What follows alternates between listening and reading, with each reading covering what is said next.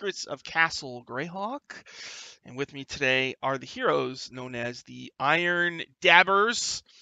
We are down one dabber. Doug is going to Ohio or something. So we still have we're at 75% full dab. So Yeah. let's see what happens. Still pretty good. The heroes have made their way to the 4th level of the dungeons underneath the ruins of Castle Greyhawk. And this 4th level, they were warned, is a much more difficult and dangerous area than the others. It's a place called the Barrowmaze. Now, the Barrowmaze in real life is a thing you can buy. It's like kind of a OSR D&D type of dungeon made by Greg Gillespie, and I really like it. So I pulled out like my favorite rooms and made that the 4th level of the dungeon. So the group had gone down there with 3 hirelings. There's Tum Tut Brazen, the Amazon. There's Ratty Lens, who's got a hunchback, and Jackie Moonshoe, who's a dame with long gloves and ruby red lips.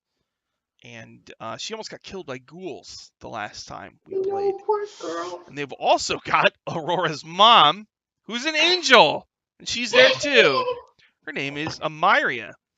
And last time, before they went down into the dungeon, they met the legendary hag Baba Yaga, who wants them to scope this place out.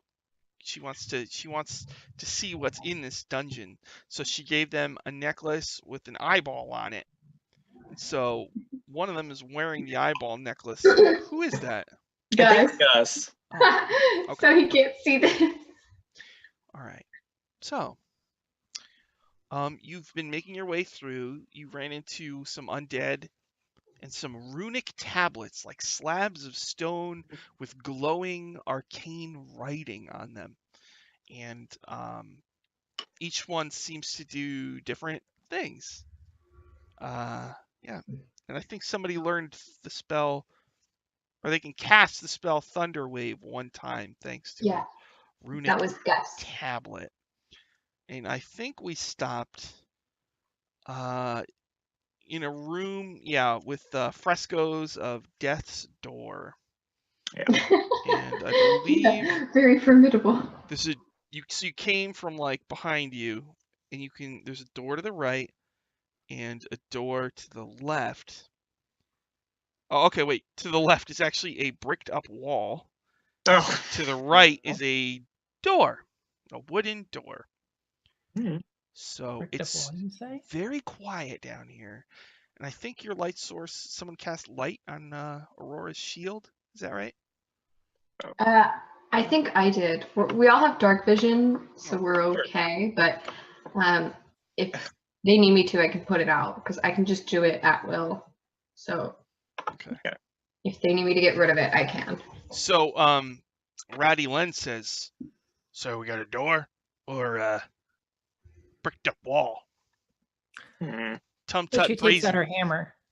Oh, your hammer. Okay. I was gonna say, can I use my dwarven stone cutting to try and figure out if there's actually a chamber beyond this? Gundar, you examine it and you're pretty sure that there is. The bricks are different. Like you can almost feel a breeze through a tiny crack in the plaster goo or whatever. And you know that a sledgehammer would definitely, might take like 10 minutes. What do I have? Tum Tut Brazen, Gundar, your gaze turns to her, strapped to her back is a sledgehammer. First, Litria wants to go up against the wall and press her ear against it to try to see if she can hear anything on the other side. You hear cats meowing. What? I hear cats on the other side. Weird. You hear like meow, meow, and like oh boy. God. and also a slight tinkling sound. I hear cats coughing and a tinkling noise. That's strange. Jackie Moonshoe like gets like a match, like lights it. She lights her cigarette. And kind of looks at you all with wild eyes. Litria tries to resummon Sean. Oh, Are you allergic? Are you allergic to cats, Jackie? she says, those ghouls almost got me. Oh, they did. That's true. Yeah. Well, Okay. we'll take care of you from here on out. She like gets Mm. behind you guys.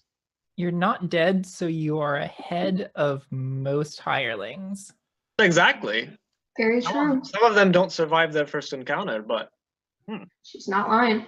She like nervously. She says, I'm fine. I'm fine. Okay, I just need a minute.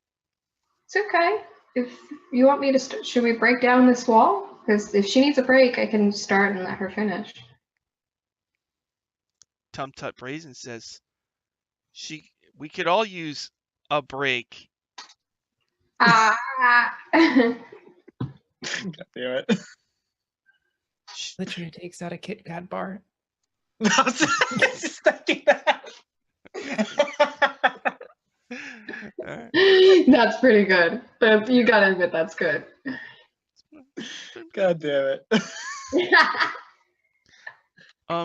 So she gets her sledgehammer out. She starts smashing the wall. Okay. You do anything special while she's smashing the wall? Can All I cast silence before she Good. does? Okay. I remember there was that like thing that said we should be quiet. So. Yeah, and while they're doing that, I'll keep my back turned and like watch the other door just in case. So it's super silent. So everybody make perception checks with disadvantage because of Oh this- boy. because of the silence. Fuck, that would have been great. Aurora, what'd you get? Perception. I only got a 9. Okay. What about Gundar? I got 8. What about Fuck. Litria? 11. Oh god. So Because disadvantage. If I didn't have disadvantage, I would have gotten a 21.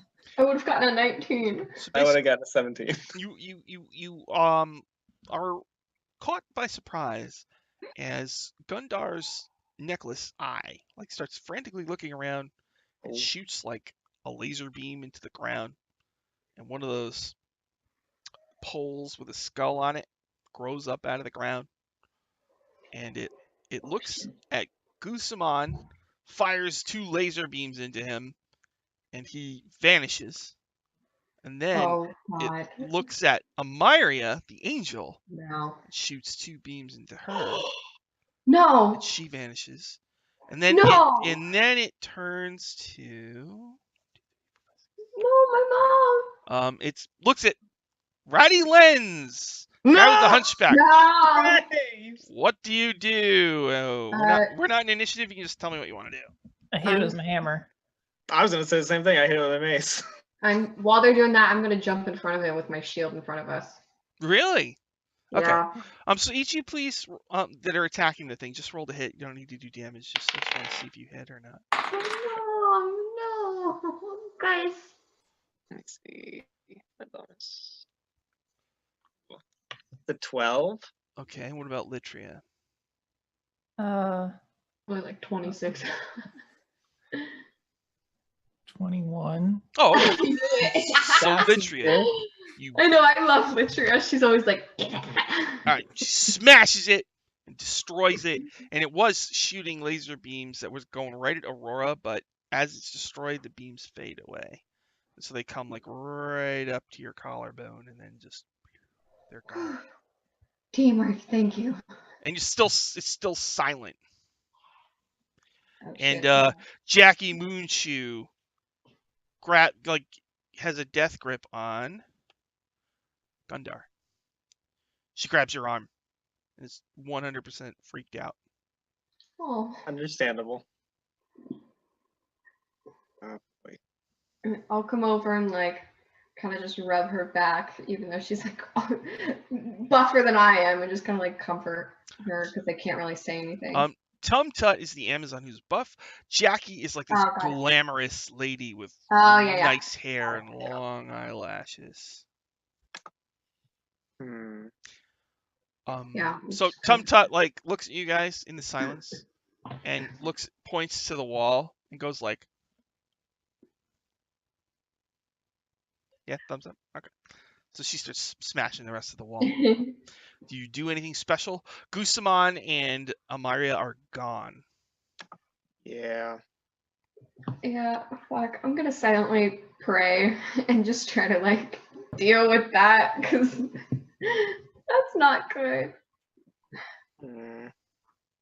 I don't know No, what to do. I'm gonna wait until after, because Yeah, I'm gonna see once we break the wall, then I'm going to hang on. Okay. So she smashes the wall in. It's still silent. Your silence spell is still going, but beyond you see a room that's got a slab, and on the slab is a skeleton, and in one hand it's clutching what looks to be like a pouch. And your light is casting shadows, and you kind of detect faint movement in the shadows, kind of on the far side of the slab. I would probably drop concentration on silence. And I wanted to see if I could cast Calm Emotions on Jackie Moonshoes as well. Calm emotions. Okay. Do you tell her what you're doing, or you just start casting? I'd probably tell her first. Okay. Like, tell her, like, I can calm you down if you'd like. It'll help. She's like, go ahead. All right. Calm emotions. I can cast that. She literally says before taking out her wine skin. That can also work. It's true. Uh, For dwarves, it usually inflames emotions a bit. So calm emotions, like, what does that do? Let me double check the text. Give you the actual fit. Each humanoid in a 20-foot radius sphere must make a charisma saving throw. Creature can choose to fail. You can suppress any effect causing them to be charmed or frightened. You can make them indifferent about creatures. Okay. Yeah. It's concentration up to 1 minute. Okay. Yeah, I'd probably do the frightened effect. So it kind of washes over her, and she kind of gets her posture back, and takes like a deep breath and smokes, and All right, better? she says thanks. Anytime. Ratty Lens goes. Oh wait, is it still silent? No. It's not. Oh, so Ratty Lens goes. Seems like there's something moving in there. Oh, and there's also a door to the right. Yeah. He's like, well, I don't know. You're the boss. I'm the boss? Sure. She just looks way too excited. would you like to go inspect in the room? I think he's moving something. Yes. Watch out for cats. I use she did without trace, and then I hunch down and I like start sneaking my way ahead. All right. I don't know. Make it stealth. Does that give you plus 10 or something like that? Yeah. Okay, so that's a 36. Jesus. All right. So you somehow Invisible. creep through this pretty empty room, but there is the slab, so I suppose you could work. So peering around the slab, you see 3. All right, they're cats that are wrapped up like mummies. Oh. And it looks like they're like mummy cats, basically. Each one is wearing, so they got their wrappings, and on their wrappings are all these weird runes. And each of them has a collar, and dangling from the collar is a crystal like tuning fork, like a little. It's just got 2 prongs in the end, and so when the cats move, it makes a tinkling noise. So you peek around, and all 3 of them are like looking at each other, and like one of them's like gonna smack one. I'm gonna smack one. You know. Like cats do. Do I say anything that might have been coughing? Well, one goes, like it's like, and the other one's like, you know. And when it lets that out, you feel like a slight wave of supernatural fear wash over you just for a moment. I love that these mummy cats still have mummy abilities. I want to That's sneak adorable. over and steal their collars. Aha! All right, how do you want to do that? There's 3 All cats. They don't notice you. You're kind of crept, I guess, kneeling next to the slab. They're right around the corner. How would you like to try to do that? I don't know. I have, due to being a wood elf, I can hide while slightly obscured. So, how would I do this? It's just taking a collar off a cat you know. As soon as they feel a tug, it's going to get weird. So it's a mostly empty room. What are the walls like? Stone. Just gray stone. Kind of smooth. Worked stone. Cold. Okay, so And there are torch sconces in the walls, but no torches. and I distract them by, while staying hidden, I roll my ball of string across the ground. Oh, I have 10 balls of string. Jeez. I decided that string was important at some point. So I'm gonna roll like 5 balls of string Oh my like, through the room. Oh, wow. So you While open up staying your hidden. backpack and it's just like, balls of string! Yeah, and while they're chasing them, I want to like, and they're distracted with the string. I want to sneak up behind them and just. Okay. All right, make a sleight of hand. You this balls of string go, and the cat's like, and start running around, and the rest of you see these mummy cats with their weird little crystal tuning forks hanging from their necks, and Litria tries to snatch a collar. Guess what I rolled? Oh Whoa! god, nat 20. Yes, a natural. Oh. Natural 20. I love her. I love her so much. The cat is so shriveled compared to when it was alive that you can yoink the collar right off its neck and over its head. It doesn't even, and it's just chasing the ball, so it doesn't, you just like blink, and you've got a collar with a tuning fork dangling from it. Okay, I sneak back. Ratty Lens looks at it. What's with the cats? The hell is this? They're cats. It's She's adorable. I stuffed in love here. it. Yeah. They could be tomb guardians or something. Yeah, they're mummy cats. It's great. They are really cute. It's true. Yeah, I got this collar. I hold up the tuning fork collar. What is it? What is Can I that do doing? an Arcana check on the tuning fork? Sure, make an Arcana. Meanwhile, I'm putting it on Sean. All right. Let me see. That's 15. You're pretty sure that if this tuning fork is hit, it seems to have some kind of slight magical reverberation. You feel like it might affect, like if you tinkle it. Do you do that? Probably. Just as a test. Just as a test, yeah. Yeah, I have no aura state. Test tinkle.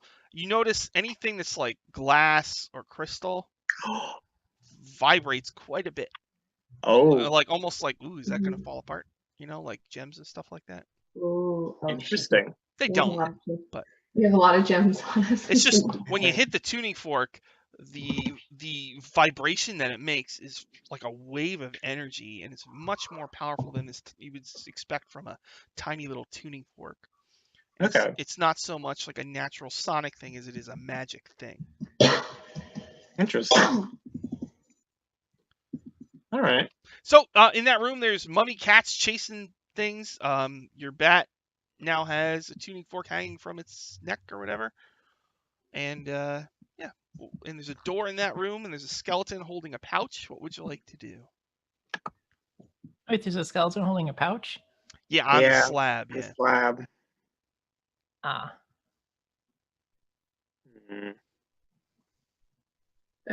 We'll check if there's any traps on it first, and then feel Yes. free to go through it. I love checking for traps. I'm gonna check for traps. All right, make an investigation.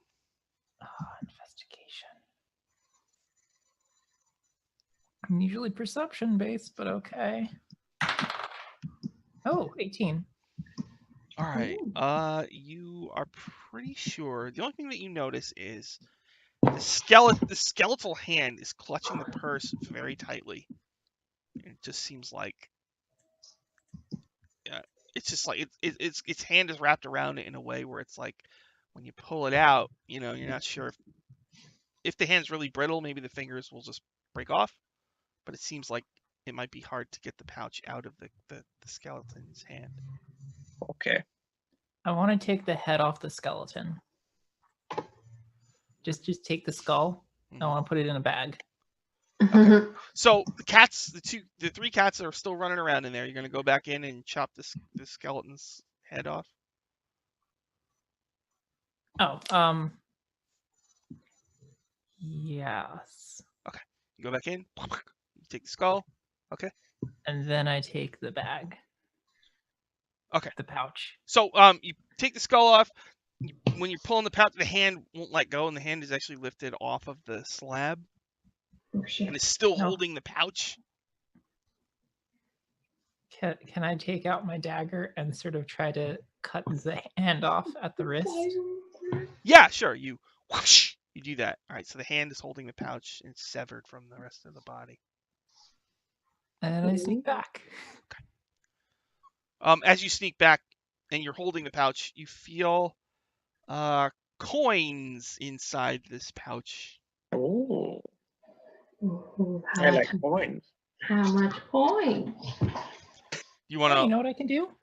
I can just take out my gold pouch, open it up, and then cut that pouch open over my gold pouch. Oh, okay.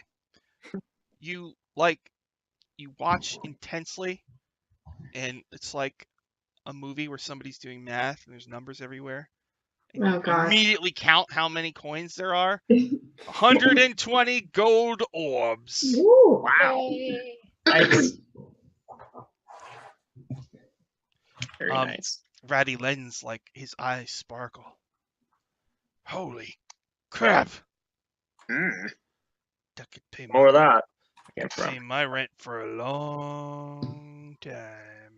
Yeah, well, I'm getting paid handsomely, so Yeah, that's about like 1/100th of the gold I have. So you're rich, you're telling me. I mean, it's true. It's mostly in the bank, but yeah. Yeah, it's all in the bank, to be fair. Yeah, I can't carry that much gold. I have a strength score of 8. He like rubs his hands together. Can't wait to get me some of that sweet gold orbs. I'll give him one. Holy! He like bites it. It's real. Yep. Thanks, Latria. No problem. No more fly soup for me. Oh, It's good. that doesn't sound very delicious. Full of protein. It's got protein, and there's And, plenty of it's easy to flies where I live. I just boil some water. I boil some water, and they just fall right in. So. Have you tried fried crickets? No. Those are good. I'll try it. They're like popcorn, but with protein. Really? All right. Jackie Moonshoe is like, I am not eating fried crickets. And Tum Tut Brazen chuckles and says, sounds good to me. It's an elf delicacy. And then she flexes her muscle arm. Can I grab her arm and sort of hang off of it and swing a bit? Yeah. And as you do this, you see the cats in the room are lying on their back, and they're hitting a ball in the air, These undead mummy cats. God, I want one. Can we keep one? I want one too. I absolutely knew. I was 100% certain that somebody would say that. Keep the kitty. Yeah. I'm going to cast guidance on Aurora and then sort of push her forward towards it. Oh, God. Come on, do your animal handling thing. Okay. And I'll try to walk over and be like, cute kitty kitty. They kind of You feel like, first of all, you sense like dank evil in this room. Dang. Yes, dank evil, and like you see like black ancient runes of necromantic Oh, God. sinistrosity. Oh. And as you Evil. get close, your goodness that radiates off of you, like, kind of makes them kind of like, disrupts their activities, and they start to get a little, like, kind of get their back up. Oh God, I don't think they like me. I think they're necromantic in nature, and I'm the exact opposite of that. I mean, they're cats, so they're innocent. They probably didn't ask for this to happen to them, but they're also very adorable. Gundar, do you want to try? And I'll just like back up a bit and kind of like shove him forward. No. Maybe we should try leaving these animals in their natural habitat. I mean, I don't think cats are natural to a tomb, but Zombies are, though. Mummies are natural inhabitants of tombs, though. that's true. But also, I think both Rohija and Lord Hiddenway would be interested in the other two if we kept one, True. which would mean for us. So I mean, this skeleton here could have been their master, and I guess he didn't want them to die with him because they were sealed in. So perhaps which is kind of a douche move, but I mean, it is. I But take the skeleton, mummies. I take out the skull and I put it on Gundar's head and tie it to his head with some string. And I'll pull my cloak up so like only the skull is visible, and I'm like Oh, gonna look God. out. And then I cast guidance on him. And long actually, man in a trench coat. give me the hand off the pouch too, and I'm Yeah, gonna I'll like give- hold it out with my hand Yeah. as So I go now over and try to you animal know, you'll handle smell like him, and you won't creep him out. All it. right. Exactly. So you approach a cat, and And you have guidance on you. Remember that. You have guidance, and what do you do?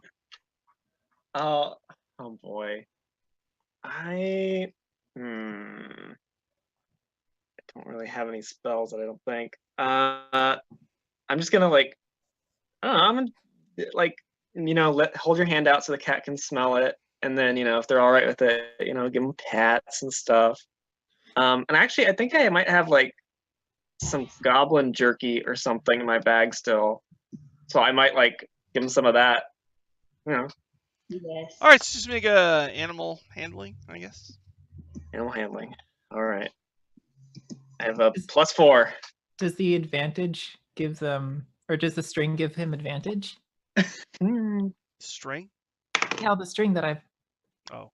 spilled out. What'd you get with your guidance? Oh, yeah, it's right. Guidance. Holy shit. Add 1d4. Okay. Let me see. That's a 20. Oh, Dirty okay. 20. All right. Oh. So the cat seems to warm up to you. Starts kind of starting a fight with your foot. Sounds all right. It's like, good boy. Yeah. Excellent. It does seem to be following you around. This Excellent. Oh. mummy All right. cat. Then there's a door on the right? Okay, so you got two choices now. There was Oh. another way you could have gone. There was another door back in the room you came from. This cat room also has its own door. Ooh. Well, with the cat like rubbing up against my legs, I guess I'll point over to the other door and look back at everybody. I can try that. Is it trapped in any way? So the cat room door. You're gonna check that Yeah. out. Yeah. The cat room door. Whoever's checking it, make a perception. I can do it. Yeah. do it. I'll kind of like nudge her forward, like, please, I'm bad at this.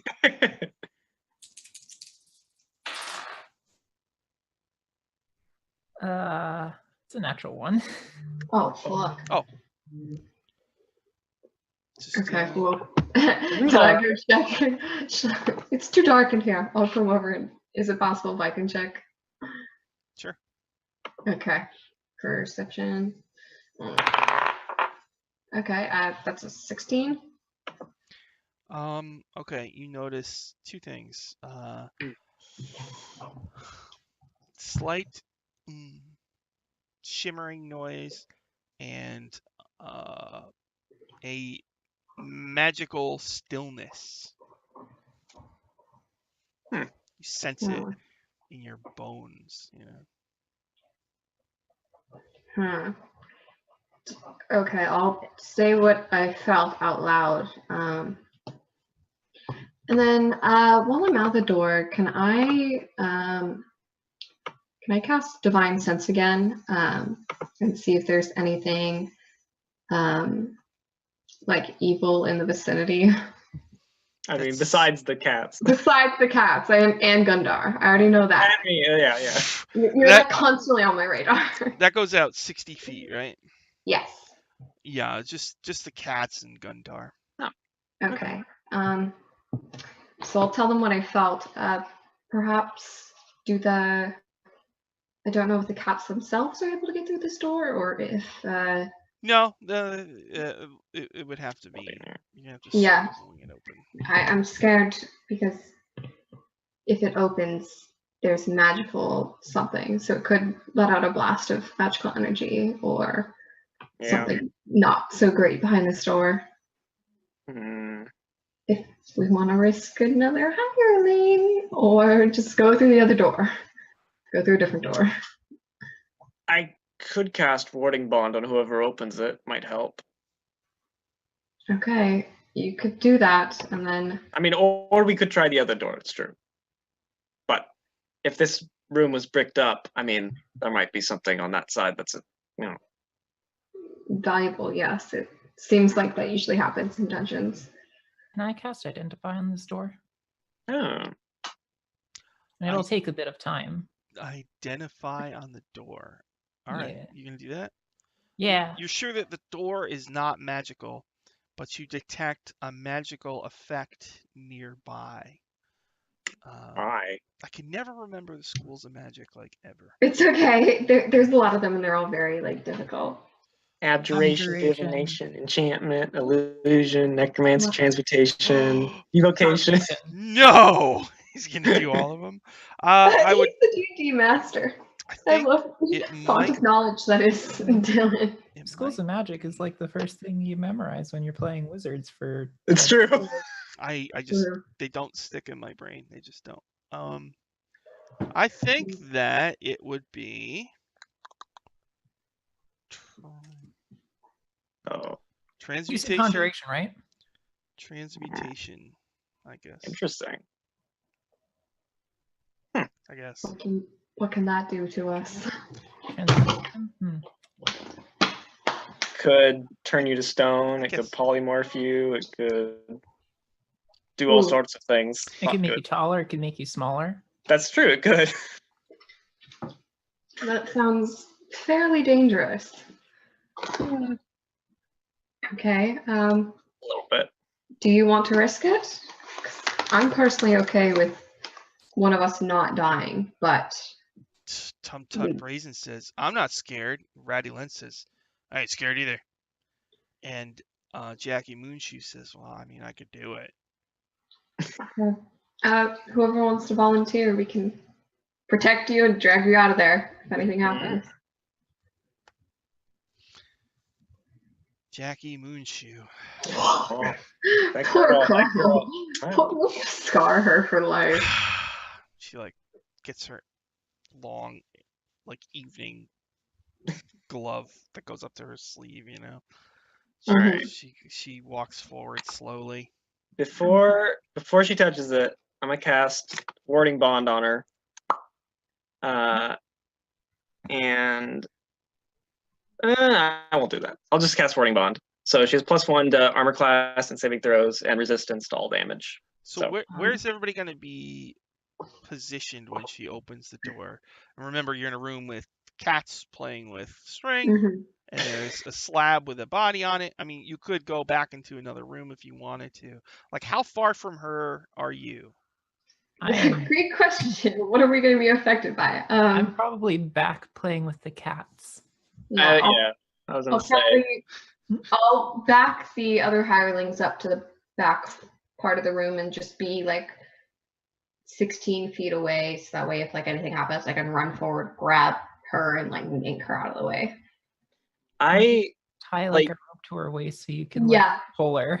good idea. Yeah, I'll do that. I'll tie some rope around her waist and just like attach it to my belt while holding it. So that way if anything happens, I'll just yank. And I'll guess I'll sort of be like standing beside the slab and just like watching. God, Okay, so she nervously like reaches for the knob, and she turns the knob, and she starts to pull the door open, and then the door just kind of like swings open, and a really strong wind like blows out into your room, and her hair goes flying, and her dress is like waving in the wind, and the cats like tumble back towards the wall, and I protect the cat. the string balls go flying everywhere. Oh my god! Oh And, my God, I'm scared. And the skeletal body probably just flops off the slab onto the ground. But then the wind goes away, and in the room beyond, it's dark, but in the ceiling you see many glimmering points of light, possibly more than 100. And on the far side of the room you see double doors. Ooh, okay, well, I'm gonna guide Jackie away from the door and like release the rope and say thank you so much. I apologize. Luckily, nothing happened. Go, Sean. Scout ahead. Aww. Your bat whoosh, flies in, and so what it sees is it seems to be an empty room. Except on the ceiling, there's all of these little gems that, I mean, if you like are standing on the ground and you look up, it sort of looks like a night sky, but they're all gems embedded in the stone ceiling. On the far side, there's just double doors that look like they swing open. That seems to be all that's Interesting. in the room. Very interesting. Sean flies back and lands in front of Gundar and tries to tell him that, but in bat. uh, I don't I just- speak that. I just sort of like turn towards Litria. What? What's he saying? I don't speak that, unfortunately. He's just saying there's gems in the ceiling, and then there's big double doors on the other side of the room. Gyms! Yeah. Whoa, Gundar will run over to the door. yeah, my God. I'm gonna peek in. So Yeah, Gundar, you're good with gems, right? I am. Well, then you're our gem guy. Okay. Okay, I'm gonna take a pole again and like stab the ground before walking in. you stab the ground with a pole. Nothing bad happens. Okay, Tap the gems with the pole. Yeah, how high is the ceiling with the gems from the ground? It's only the ceiling's like 10 feet high. Ooh, It's not that Oh. high. yeah, and I'm halfway there. I'm 5'8". All right. So you poke at a gem, and you could tell with a bit of work you could loose that gem. Might take like half a minute or so. Oh, Should we go for it? Yeah, I Yeah, mean, Gundar can stand on Aurora's shoulders. he can, and Sure. he probably has tinkering tools, or I can give him my hammer. So, well, boost. I mean, I have Smith's tools, so there's probably something in there I could use. You know? All right. So you're pretty sure that if you wanted to, it would take a half hour, and you could get all of these gems off the ceiling, Heck yes. All right. and you would. Okay, but what if the transmutation magic was on the gems, and once we collect them, they'll turn into like flesh-eating beetles or something? That could happen. We could take. I don't like his face. We could just try one. Or One hit never helps. It yeah, never or works. Fine. if you want to go kind of crazy with it, I don't know how many shards that'll happen. We could attach a hammer to one end of a rope and just Message. I'm gonna- break everything, and that way, in case anything does happen, we could just shut the door. I'm gonna use my message cantrip to speak to Gundar and say, we could just have the hirelings carry them just in case.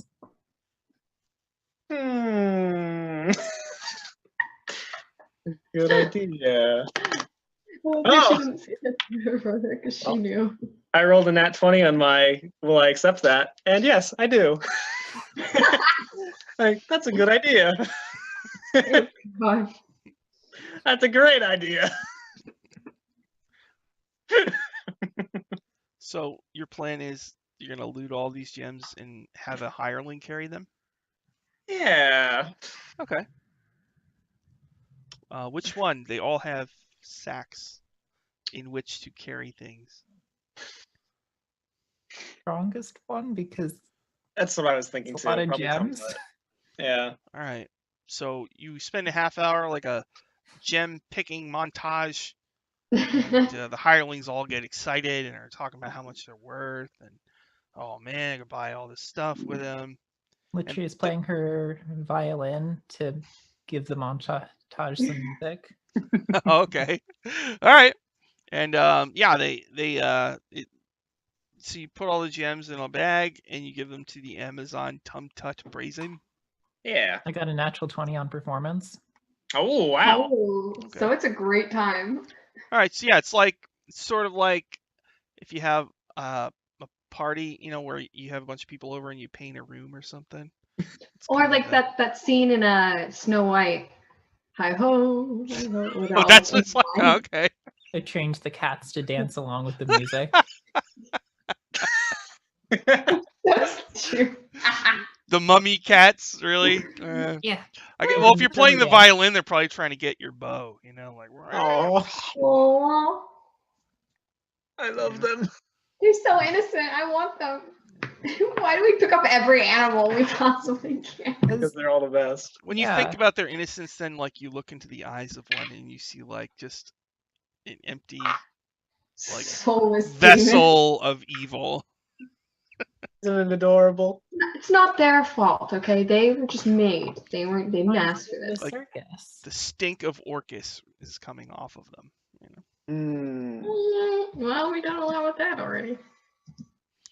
You I don't know what zoom Orcus smells like. You zoom into the eye and you just see this big red monster guy with huge tusks and big wings and a wand with a skull on it, and you zoom back out. Maybe. Or maybe you're hallucinating. So you got your gems, you give them to Tum Tut. Yeah. And Ratty's like, don't lose them gems now. Mm-hmm. All right. Buy a lot of. Get another tunic. Some new breeches. For old Ratty. All right. Yeah, don't worry. We'll get you all sorts of stuff with your money. They call me Ratty because of my clothes. You know that, right? So. Is that I don't know. No. If you got new clothes, would you need to change your nickname? No, it's just my name now. That's fair.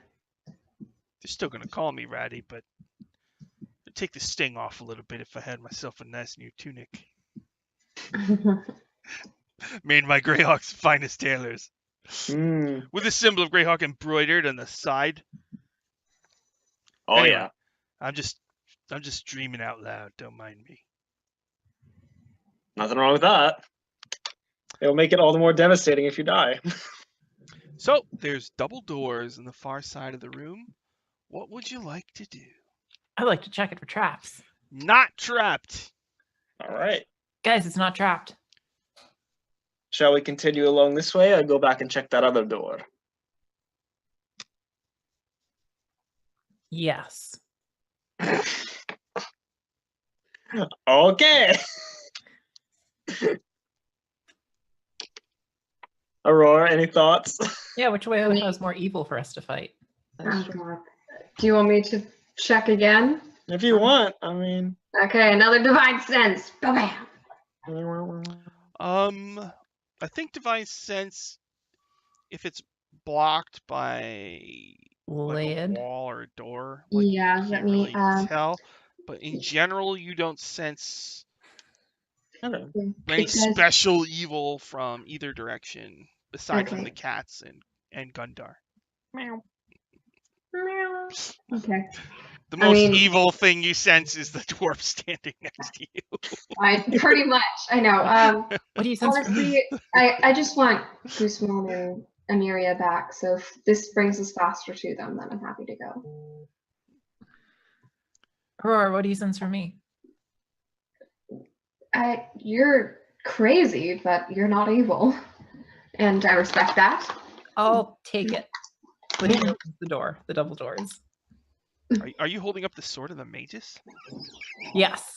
Sword Which is now a mages. sun sword. It's like the doors swing open and we see like your silhouette, in a dramatic pose. I say, sword of the mages, light this place. That activates the light. All right. So in this room, there was a massive stone obelisk that tipped over at some point in time. You see all sorts of like sinister writing on it. And on the far side of the room are double doors. More doors. Can any of us read the language that looks sinister? You're gonna try to read the writing? Oh God. But the Witcher I just want... types up and says, what if it's super evil writing that turns the reader insane? That's a very good idea. That's why I wanted to just barely glance at it to see if any of us knows the language. Latria has read a lot of Greyhawk Adventures books. She's very smart. Latria is very smart. Gord the Rogue. So you don't read it? No, I just want to see, like, well, actually, can we find out what, you two are more versed in magic than I. Do you know of how to, like identify this or see what would happen if we I'd did like read it? to see what language it's in. Okay, so you kind of gloss over it to get a sense of it. Yeah. Okay, first of all, you notice the symbols of Neril, who's the old god of death. Oh, shit. And you're pretty sure from the formatting of this thing, the bullet points and everything, that these are rituals of Neril. And there's 3 languages used, like, because this monolith has sides, right? So on one side, there's a ritual written in Elven. On another side, there's one written in Dwarven. Then on the other one, there is a ritual written in Abyssal. I speak that. I speak Elven. I speak Dwarven. We all speak a language. With our powers combined? You also sense like a weird sort of magical quality to it. As you look at the languages you don't understand, you slowly start to have a glimmer of understanding. You get the feeling that if you were to study this thing for a month, you could learn one of the other languages. Oh, wow. Oh, All right. that's actually really cool. Dang. Slowly. 1 month later. Screw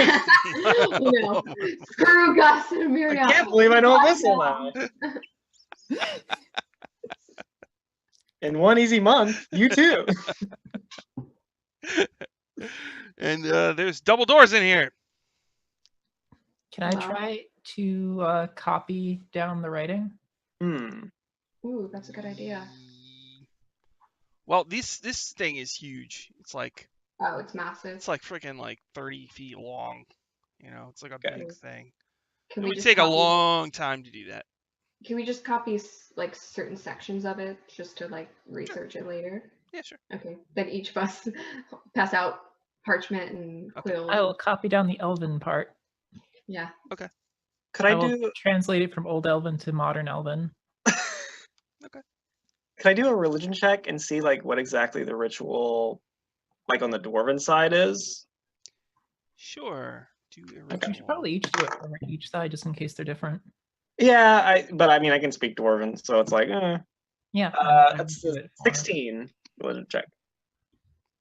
I'm pretty sure that that the dwarven ritual was a ward against undead of Orcus.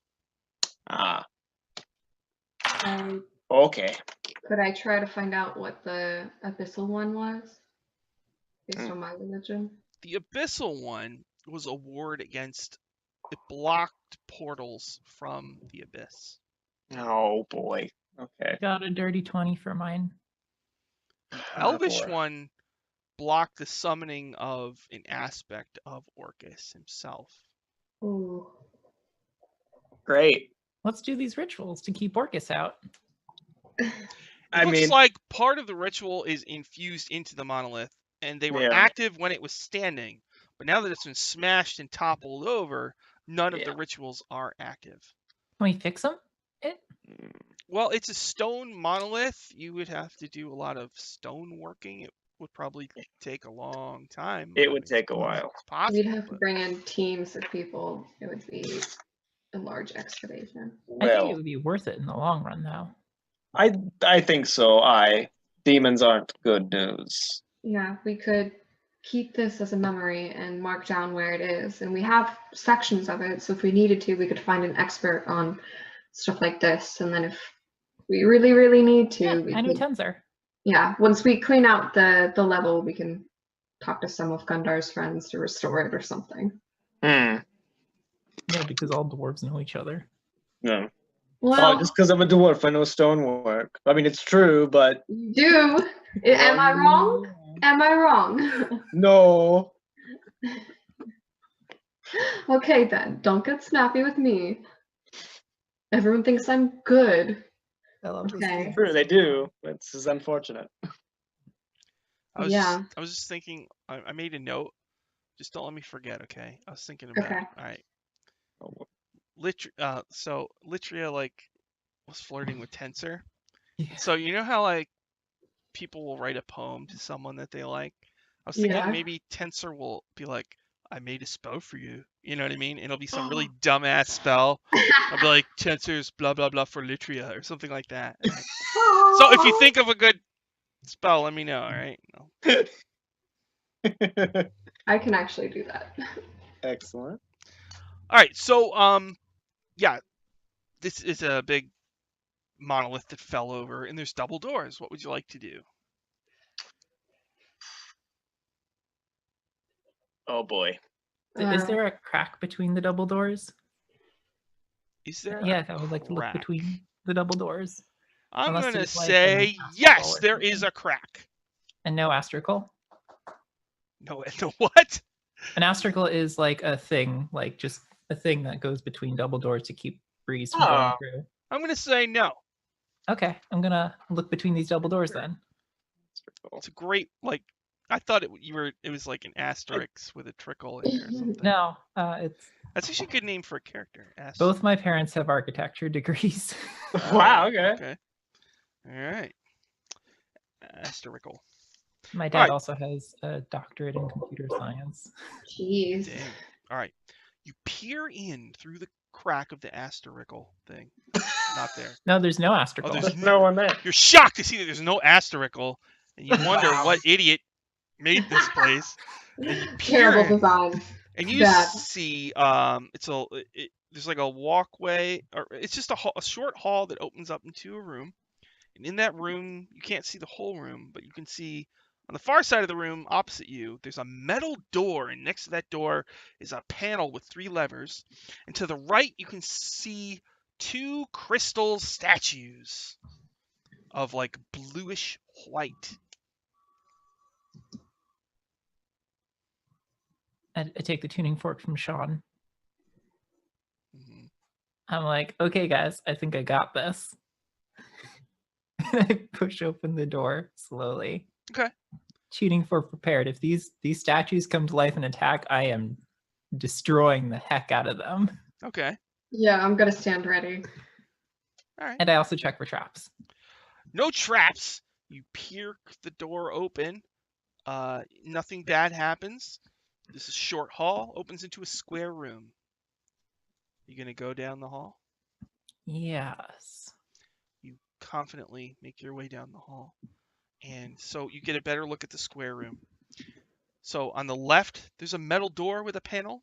Across from you, there's a metal door with a panel. To the right, there's a metal door with a panel. And that door on the right is flanked by 2 crystal statues. Humanoids, shiny, kind of angry faces. Sharp-edged crystal. Interesting. Yeah. Does anyone have a chisel? I have a hammer, and it's less skilled, but you can still kick stuff with it. 'Cause I want to do. chisel these guys' arms off. Goodness. Oh, wasn't there a statue that didn't have an arm? More it was, yeah, it was the gargoyle. Yeah. Okay. I don't know if he wants a crystal arm, but that's pretty cool. I mean, I'd take a crystal arm. I'll give her my hammer. It's less I have a refined, but you can go for it. I have a hammer. I just Tum thought of Tut chiseling. Brazen has some like pythons. Ooh. Oh, pythons. Yeah, I got a python. I'm gonna try to chisel these guys' arms off. All right, so as you approach these, they're like 7 feet tall, and then you get close to them, and they loom over you. And as you get close, their heads slowly turn and look at you, and they like slowly like close their hands into fists, and they Okay. take an action pose. Literally, probably not the best idea. No, wait. She looks up at them and says, "Okay, which one of you tells truth and which one of you tells lies?" They're like, they're ready for action, and they're watching you intently, and they don't say anything. I think if you touch them, they might attack. I'd rather skip taking their arms rather than you losing your life. I take out my tuning fork. Like, ha! Ooh. Right, you hold it forward, and it like vibrates slightly, and you can feel the wave of energy. And you see these crystal-like creatures, like their bodies kind of like are affected by it slightly. You could just shatter them into pieces, and we can collect the pieces. That's true. Okay, but Litria is way more dramatic than that, so she's going to weep at them and then strike them with the tuning fork. Yes. You don't need to roll, so you just run up and you go bing like that. Yeah. All right, and it's just like bing, and all of a sudden the part on the crystal statue that you struck cracks just spread out all through its body, and it just falls into like pieces of like little crystal shards. And the sound, like immediately, there's like this kind of wave that you can almost see, and it washes over the other statue, and it like explodes, and like kind of crystal dust and shards go flying out towards the far wall. And both of them are destroyed. Whoa! Pick up the shards. Okay. Yeah. Gather them all in another sack, and we'll give it to another thing. Okay, you have the shards. Good. Okay. So there's 3 metal doors, no handle on them at all. And each door next to them on the wall, there's a metal panel with 3 levers, and all 3 levers are down in the down position. Every door is like that. Oh For god. the 3 letters. Fuck. 3 levers. Levers. Okay. Yeah. They're all in the down position. I don't have good experience with levers. I remember the first level, that did not go good. Oh, levers. We still haven't checked that out. We don't know what's beyond that. The levers of doom. The levers of doom. Levers of doom. Should we do this from afar? Should we do this from a distance before we do anything? Let's back out the room, and I summon my mage hand. Yes. All right. All right. I mean, A glowing hand. do you think we just push all of them up to open them? If they're closed with all of them down? Or do you think there's some weird combination we have to get? Litria pushes the middle one up. Okay, wait. Which door? Left? The one on the left, the one on the right, or the one across the way from you? The one that used to have the crystal statues. That's the one on the right. So Yeah. there's 3 levers, one on the left, one on the middle, one on the right, all 3 are down right now. So you have the hand float over there, and what do you want the hand to do? Push the middle one up. Okay, so it goes clink, clink, clink, clink, clink, clink, clink. That's it. Nothing special happens. Does anything come out? I'm gonna wait a second before I ask it. I don't want to open all of them because that's usually, I've been in many fights where in just the Colosseum where they all open and we get demolished. Yeah, there could just be bees behind them.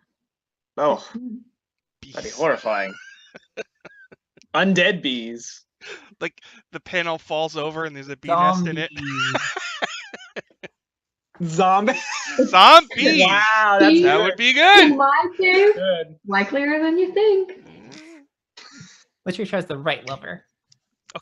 So You got it. So the middle one stays up, and Yeah. then you're gonna do the right one. Once the right one clicks into position, there's like a pause, and then the metal door like slides to the side and retracts into the wall, and Oh. reveals a square room beyond. I did it. I solved the puzzle. Nice. And there is a square room, and from where you are, you can sort of see a dais with a pedestal on it, Ooh. and there's a glow coming from the room as well. Ooh. Let's check it out. I know. I just don't want us to get caught in it. I don't want to split the party. So Let's just go into this cautiously. who's peeking Alright. in? Yeah, peek in. Who is? I'll do it. Yeah, Gundar. Okay, so you see. Gundar peeks in, and then Litria peeks in above him. What about Aurora? She'll peek from the bottom. You're gonna go all the way to the ground and peek? Okay. Yeah. Well, How actually, tall no. is I'm Amir? technically. How tall is Litria? I'll probably be on the top. I think like Litria's tallest. like 4'9" or something. She's Yeah, then I'll do from the top because they're shorter than me. Dopies. Okay, so all three of you peek in, and on the pedestal you see a glowing gauntlet, Oh. an elbow-length iron-plated glove. Praise God. Oh God. Glad I remember that gargoyle. Oh. And Litria that's checks it. traps. Just this room with a pedestal, and on it is a gauntlet, and the gauntlet is glowing. And that's it. Is it a right-hand gauntlet or a left-hand gauntlet? Probably a right hand. Yeah, right. Okay. Could one of you just use your magic hand and get that out of Yeah, there? mage hand. Okay. Get the claw. Let me read this here. Oh God.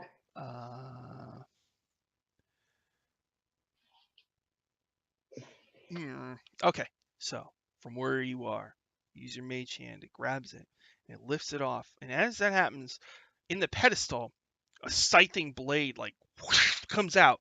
And if you had been standing close to it and taken the gauntlet, it probably would have disemboweled you. But Oh because you shit.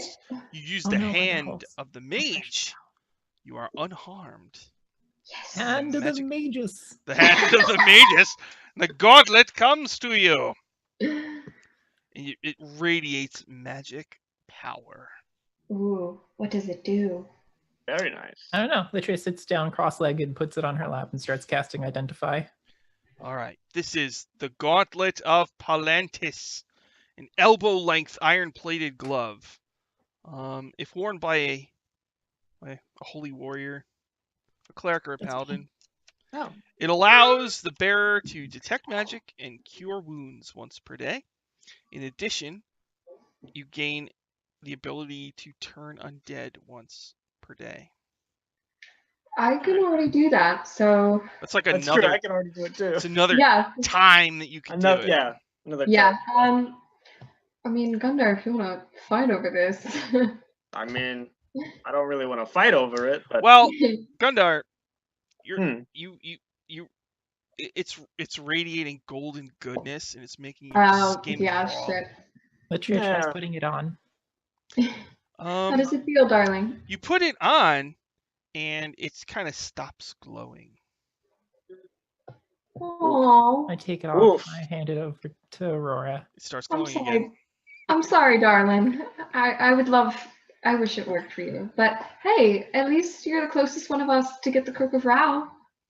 that's true. So I'll slide it on and.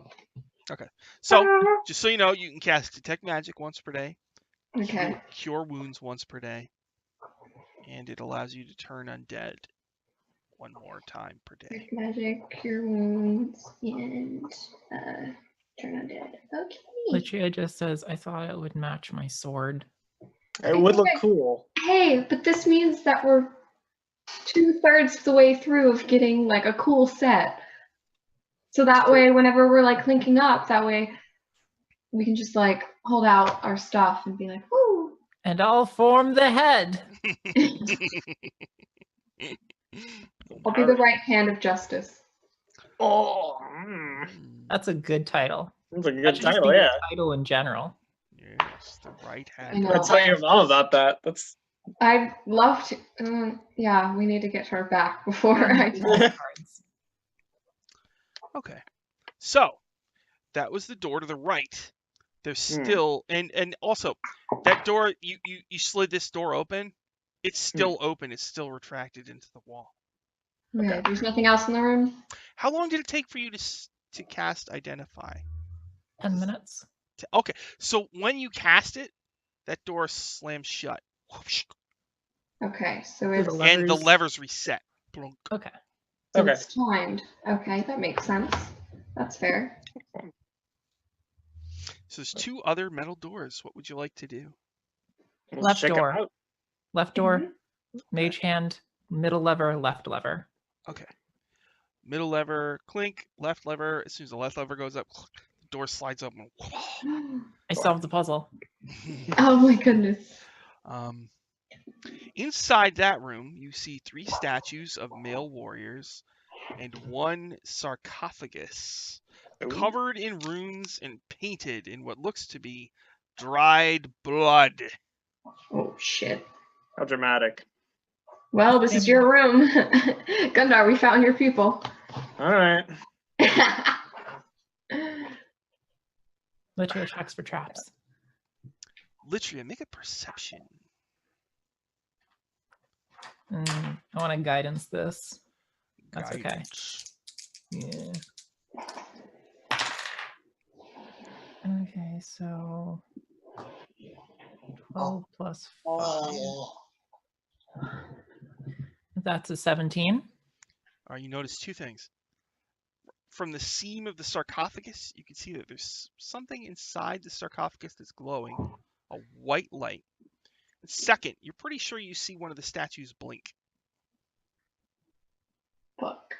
Lucia points at the statue and is like, hey, I see you blinking over there. Don't you be pretending to be a statue. I know you can move.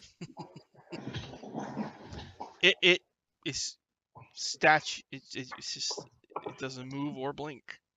Look, she says, taking out her tuning fork. You come over here and talk to us right now, or else I'll shatter you, like your crystal friends back there. You know, these statues are made of like brown stone. They are not crystal statues like the others. Yeah, but she's still threatening them with her tuning fork. They statue doesn't respond. These guys are being difficult. These are magic statues. They will attack. And The there's something stone glowing face. on sarcophagus. All right. Let's open the sarcophagus then. But the That's wild. statues, we should chisel their arms off. I checked. Smith's tools actually do have a chisel, so I got a chisel. Ooh. See who wants to chisel their arms off. Well, we do have a Tumtut. She's strong. It's true. Or Gundar, if you want to try. There's 3 statues.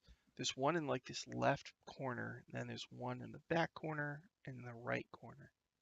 And there is Okay. not one on the back right. Can I tie like my rope into like a lasso and then like mage hand the rope around one of their statues' necks, and then Yeah. hand the other end to Tumtut and Aurora so they can maybe try to pull the statue down? Oh my god.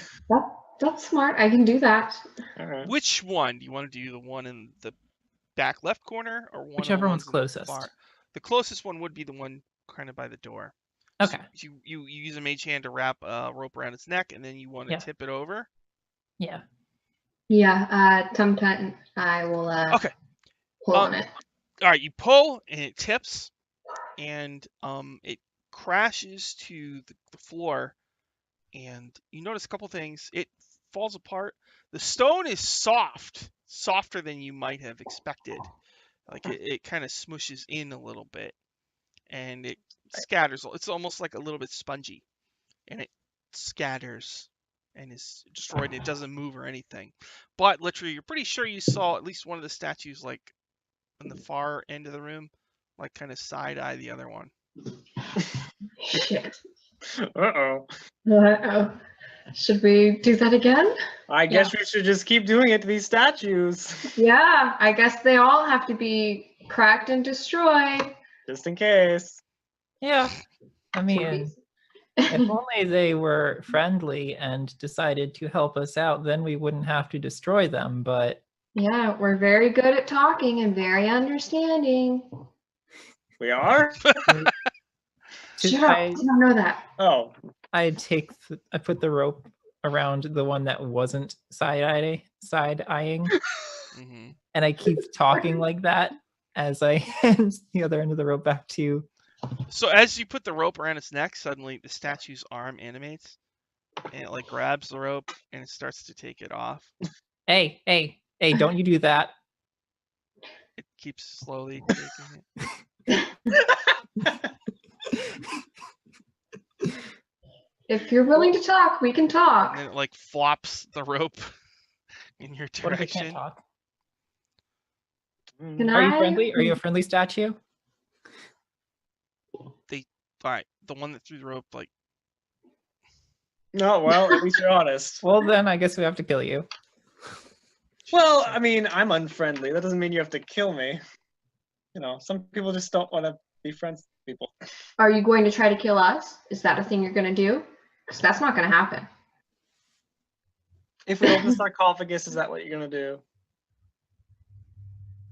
It's all right. Okay. We can open the sarcophagus without you attacking us. There's some sort of like puzzle thing.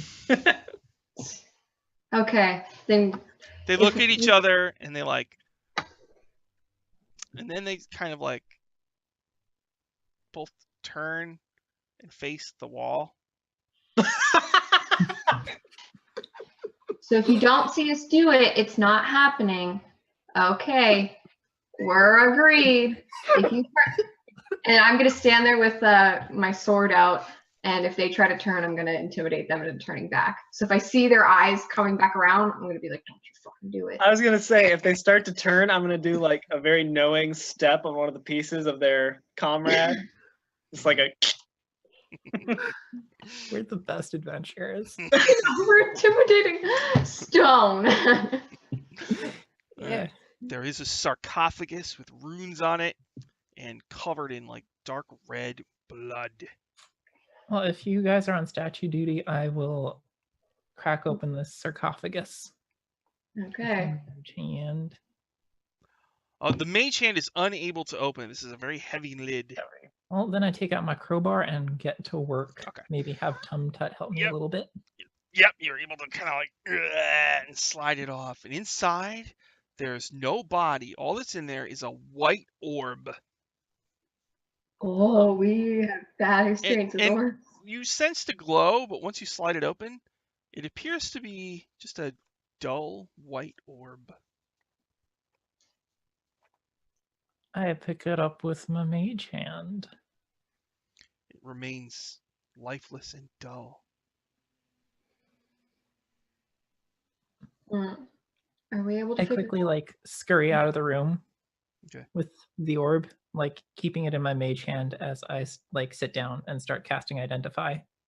I'm gonna keep an eye on the statue still. Identify. Okay, so that takes 10 minutes. Are you 'cause all I'm leaving the casting room? it as a ritual. We should probably get out the room. Yeah, I'm gonna back out of the room, still like eyeing them up. As soon as they go. So as you're casting Identify, it takes 10 minutes. The door, after 10 minutes, the metal door slams shut. Psh. And when you cast Identify, you know that this is the Fount of Law, a white orb constructed by clerics of law for the specific purpose of closing the pit of chaos. Somewhere in this Barrowmaze is the pit of chaos, a fountain of necromantic evil, which is spewing all sorts of weird stuff that's warping the place.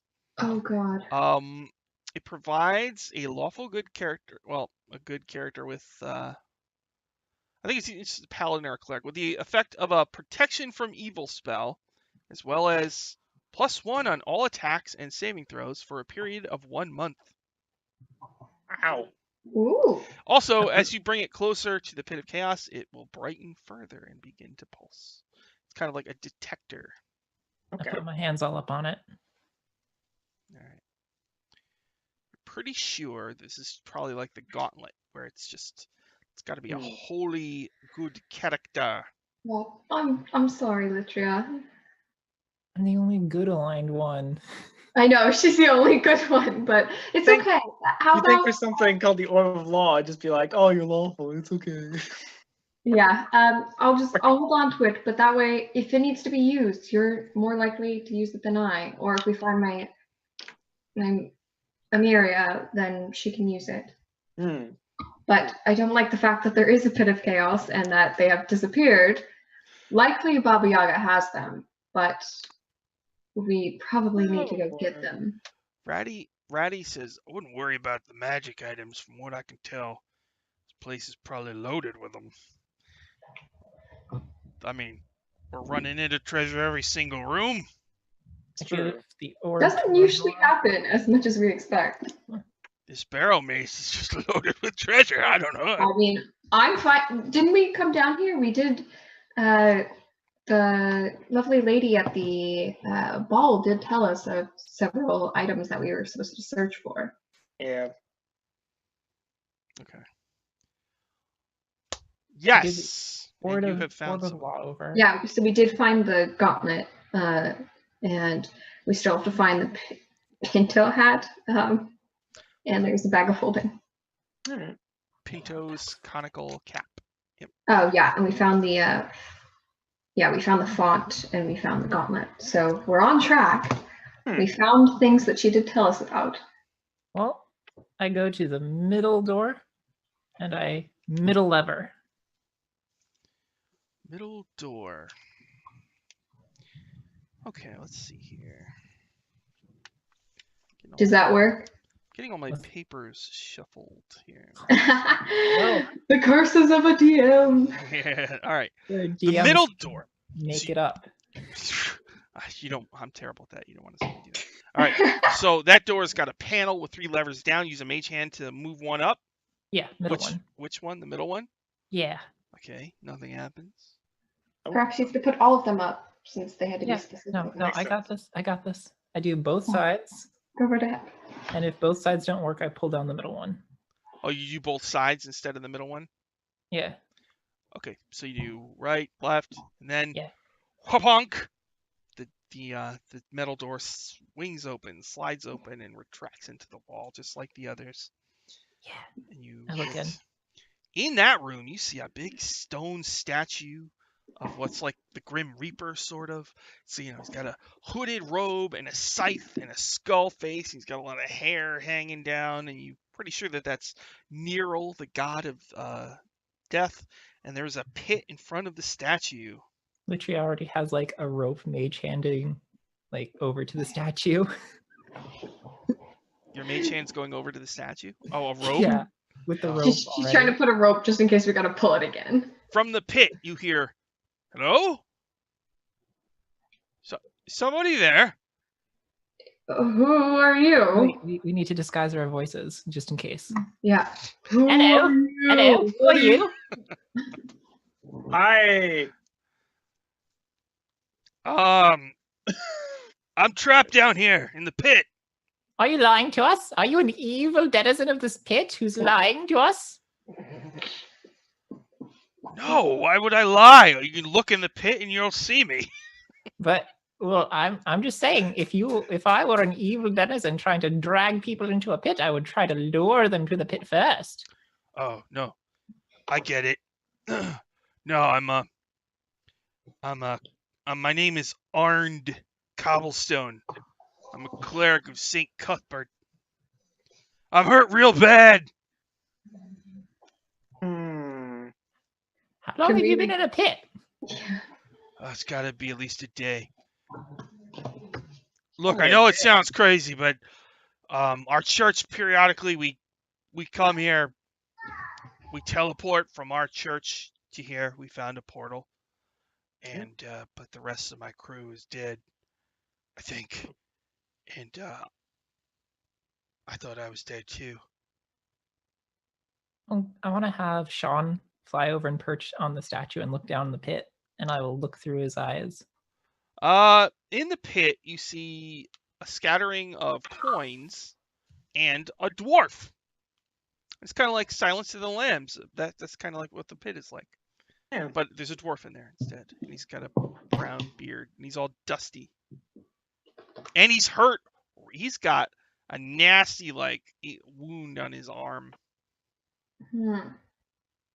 and a makeshift bandage. Should we? He looks woozy and wobbly. Should we use the hearth gem that we have to see his thoughts or intentions? That's a good idea. Good She idea. sneaks over the pit and looks over the edge and waves. Hello. He goes to wave, but then, oh, my arm! Don't wave. I'm hurt bad. I use the truth diamonds and it's like, are you really a good cleric? So you can sense lies. Yeah. And detect. I think it was not thoughts, but intentions. I believe. I don't remember the exact specifics of it. Yeah. You sense he's telling the truth. He desperately wants to get out of there. He really is a cleric of St. Cuthbert. No joke. Okay. Get him out Now, of there. I do can heal him up. Literally goes back to normal voice. Okay, this is my normal voice. I was disguising my voice just in case. I'm sure you understand. Okay, do we have any planks of wood that we can make into a stretcher? Because we have rope. We got Stretcher. buckets of rope. While she's doing that, can I use the orb? How bright is it right now? When you touch the orb, it's quite bright. Yeah. Okay. Is it because it does get? Is it bright enough that I can detect if this is the pit of chaos or just a random pit? It's just a random pit. Okay, good.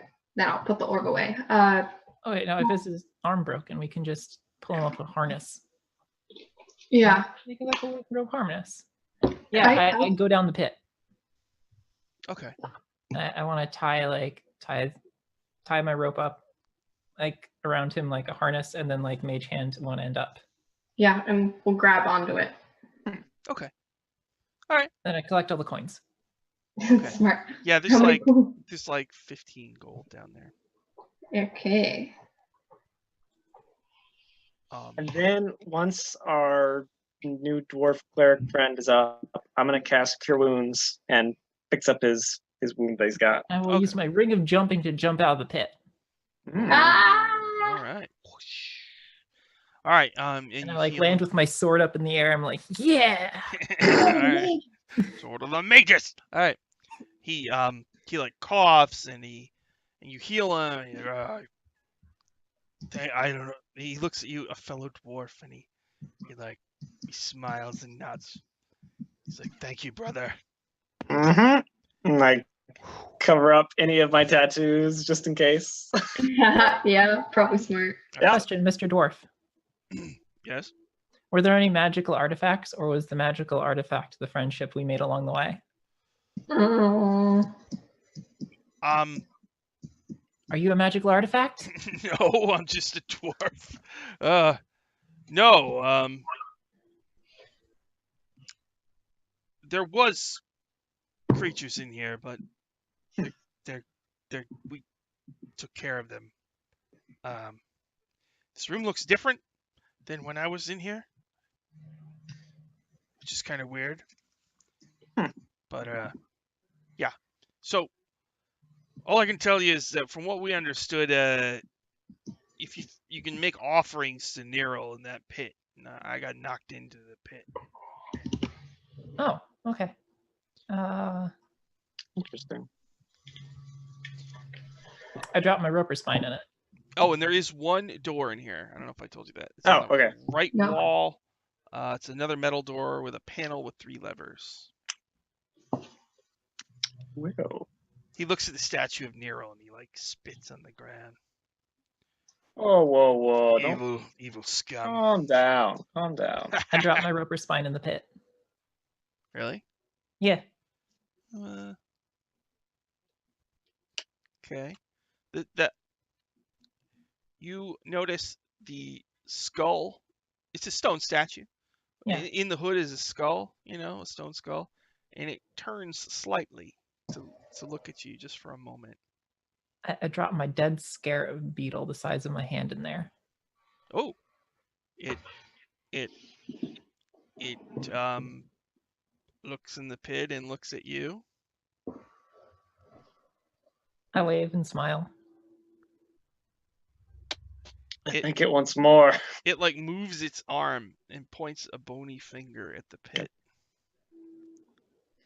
More offerings. I dropped 200 gold in the pit. Oh Holy shit! man! All right, there's a glow. Jesus Christ. And the statue of Neril suddenly kind of animates fully. And it says, I shall answer one question of thine. And Arnd looks around like, what are you doing? Shit. Who are my parents? No, let's talk about them. What do you ask? She's asking who her parents are. All right. I have to make a special roll. It's in character. I know, but fuck, we could have asked anything. Oh, okay. We could have asked how to get our friends back, or how to defeat Baba Yaga, or He says, anything. I'm playing my character. He says, No, I totally understand. He says, seek the largest tree in the gnarly forest, and there you shall find ye answers. Stream forest. Interesting. Well, guys, we got ourselves a side quest. Oh god. Okay. Are we Well, done for statue? It hang on. resumes its original position and stops moving. Okay, I'm gonna steal the statue's head. This is a big. This is like a 20-foot tall statue, and, Yeah, and it's all one piece of stone. Yeah, What if I we jump each have up and I take out my hammer and a python. Wait, hang on, Litria, wait. If we each provide an offering, perhaps we can each ask a question. Yeah, I'm pretty sure. All right. Okay. I'll just sit on the statue's shoulders for now. More questions? All right. Yeah, I mean, Okay. I like your All Maze right. shirt, by the way. Oh, thank you. It's the most Okay, comfortable shirt I own. It's just soft. I love it. I'll toss a locket into the pit that my father gave me. oh my goodness. See if Like that's it what like we got. it like looks around, and Neril says, "Ask thy question." Oh god, what do I want to ask? Okay. Okay. How do we... Okay. Sorry, I'm trying to think of what my question was. I totally blanked. Okay. How do we get back our friends and your mom? How do we defeat Baba Yaga and free ourselves of our bargain from Baba Yaga? Oh. A big question. Oh, I gotta make a special roll. Go right ahead. Oh, Oh no, you go insane. he says,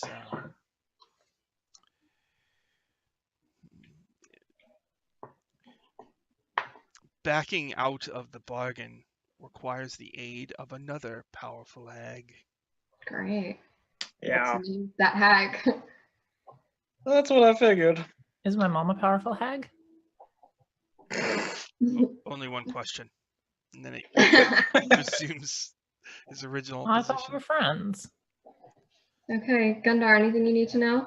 Arndt says, "Friends, you're all dabbling with evil and death. What is Well, we wrong are with the you?" Iron Dabblers. Wow. What the? He said, I'll bite my tongue. You saved me. You're crazy. You're We're crazy. not so much as bargaining as the way things aren't so black and white as much as we like to believe, as much as I like to believe. There are evil and good, and sometimes evil is necessary to prove that something is good. If one overbalances the other, then the world is in chaos, but unfortunately, as I'm finding out, it's a lot harder to determine that as we go along. Okay, Borden Kanan. It's not as good as I like to believe. There shouldn't be as much evil in the world as there is, and that is why I'm trying to help get rid of it. But there has to be something left to fight for. Hmm. But All right. Look, you saved me. I'm just trying to avert disaster. trust me, I have to redefine my entire moral and every kind of code I know because I am traveling with. I'm changing my mind a lot based on what I'm living through. Gundar. Gundar, ask your question. Wait, no, guns. Ask it where the most powerful magic items are. Or Hmm. Gundar, wouldn't you like to know how to get out of your bargain?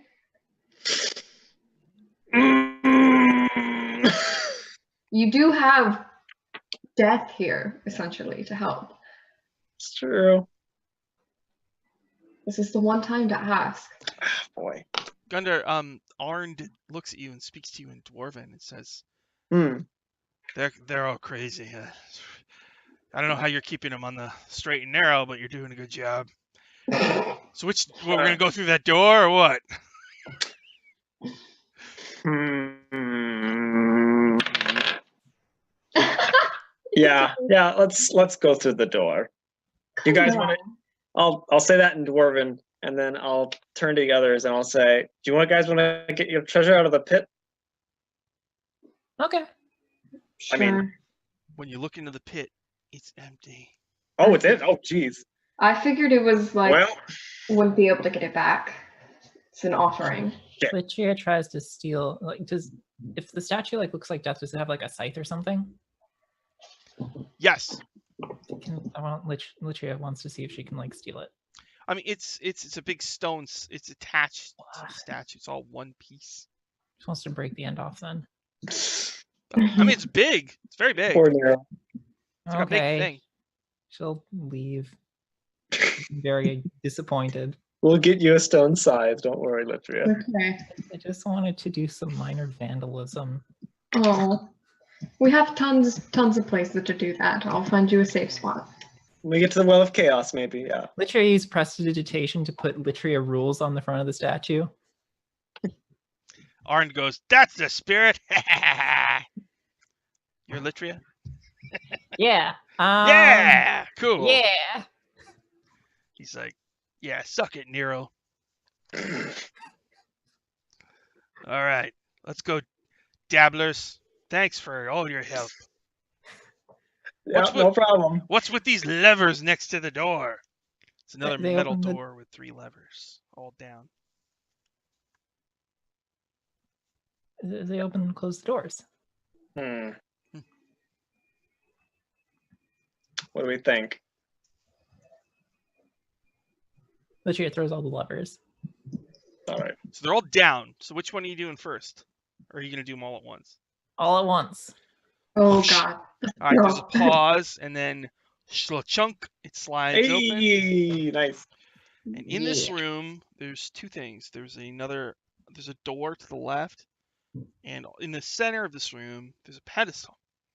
And on the pedestal is a golden skull with black opal gems in the eye sockets. Dibs. And on the pedestal, there is a word in common etched into it. What's the word? It's, I'm going to spell it out. You might want to write it down. Okay. Ready? Yeah. Okay. DLOHNOITISOP.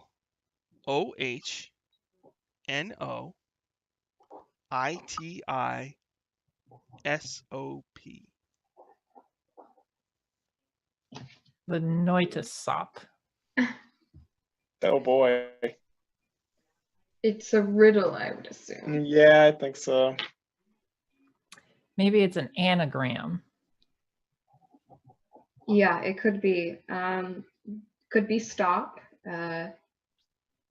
No. I think it's backwards. It says position hold backwards. Oh, it does. Litria stops.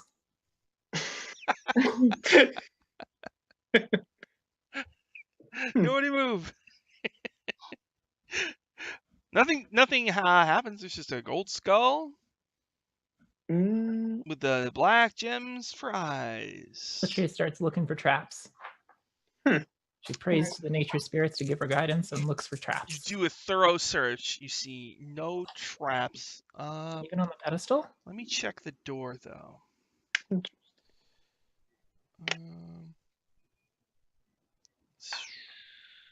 Yeah, no, it's just another metal door in this room. Yeah, you don't see any traps. Nothing sticks out to you. She's Although, going who knows? to- You're not sure what happens if you touch the skull or move the skull, but you don't see any pressure plate. Like if you were to move the skull, nothing like that. It says position hold on it though. Litria would like to take the skull from the corpse she got back in the mummy cat room, and she's going to use Mage Hand and try to switch the skulls. All right, so you do a swap. Yeah. Okay. So the golden skull with the eyes is hovering in the air. Okay. And the other skull just gets Mage Hand over and like pushes the other skull to the side. Yep. And it's there. Nothing happens. Oh, But she takes the golden skull with her Mage Hand, pulls it over. You feel like magic. Like it's almost like it's like brimming with magic energy. Is it evil magic? No, it's just magic. Magic. The wondrous magic that binds us, or whatever. The power of friendship. The raw arcane Litria is energy. starting to get a little cocky, so she just grabs the skull with her hands. Okay. Nothing happens. But it seems. Good. At the very least, it's worth money. It's true. Litria says the door is not trapped. Do you guys want to like wait around while I identify this? Sure, why not? Okay. So Okay. Are you down again? staying in this room? No, because otherwise it'll shut on us. So There's a door in this room, right? Yeah, and it's another lever door. Okay, good. Then we can do that. All right. So, what's already probably happened is the metal door to the pit room where you found Arnd. That door is sealed shut, and there is no panel on the other side of the door. So you're already kind of stuck in this area. Yeah, we should probably stay in this room then, and just keep moving forward. All right. So you do identify again. Okay, so here's what you notice. Here's what you learn. Basically, this skull act like a wand of paralyzation, but it has 12 charges, and those charges won't replenish. It's an old school thing where once the 12 charges are gone, the item is just done. And, the range is 30 feet. It's a con save DC 15. And you could, if you want, mount it on a staff or whatever. And anybody can use it. Not bad. That's very handy. You could just hold the skull and do it. You could put it on a stick or whatever.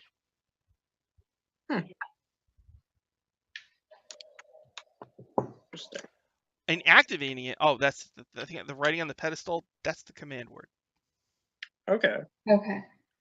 But you have the option. You could say hold position instead if you don't want to say the gibberish. Litria wants to like attach rope to it and turn it into a necklace. Ooh, okay. Yeah. Big old necklace. Skull necklace. Yeah. It's like freaking Flava Flav clock skull. How does it look, Gundar? I like. With or without the fake beard, she says, putting on her fake beard for a second. Let me see. Oh, definitely with. Yeah, definitely with. It really brings the whole thing together because the beard kind of points down to the skull, and it's like, oh, where'd you get that? They go together really well. Litria prestidigitation's like an arrow in the beard that's pointing down. It's like some white hair. Just yeah.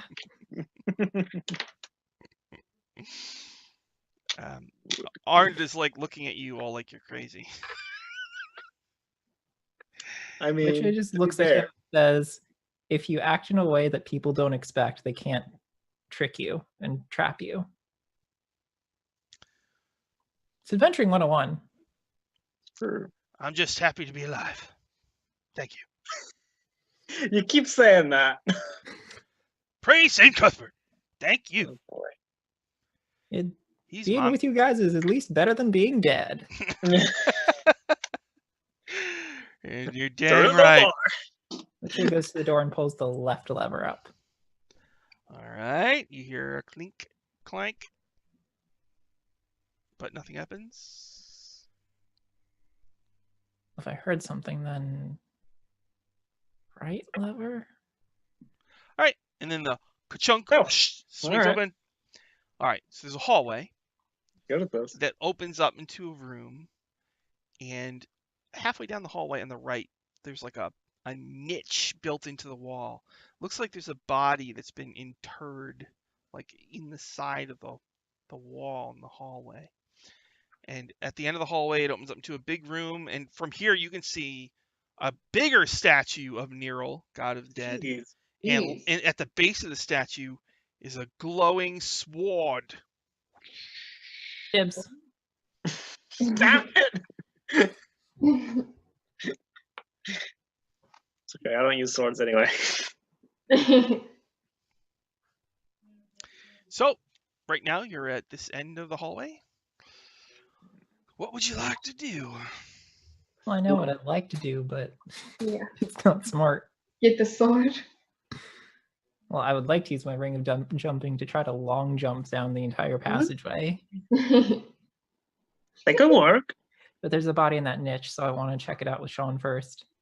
With Sean staying sort of towards the ceiling, so if it comes to life, it won't be able to grab him. Okay. All right, so the bat flies down the hallway and looks in the niche with its sonic echo location. or whatever. Echolocation, yeah. So there's a body in there. It's old. It's covered in like gunk, Mm. and it's got like dust and mold on it, and it's holding a sword with runes carved into it. Ooh. And it looks like it's actually a word you can. Well, the bat can't read. But Yeah. I think the bat would tell Litria, so she would look through the bat's eyes to read it. The sword's name is apparently Bone Splitter. Ooh. Interesting. That sounds familiar.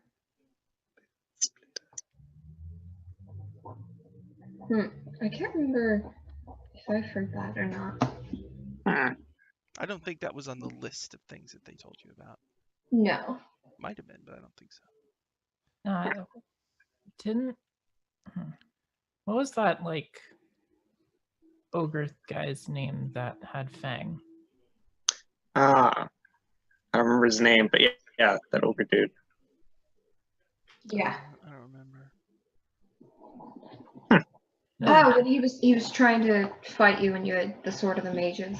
Yeah, I'm gonna start sneaking down this hallway to get closer to that body. Is anyone else going down the hallway? Yeah, I'll follow. I probably will. Yeah. So Perhaps both along the the way. the whole group goes. Okay. Yeah. Okay. Do you want that's the fine. hirelings to just wait? I mean, if you want.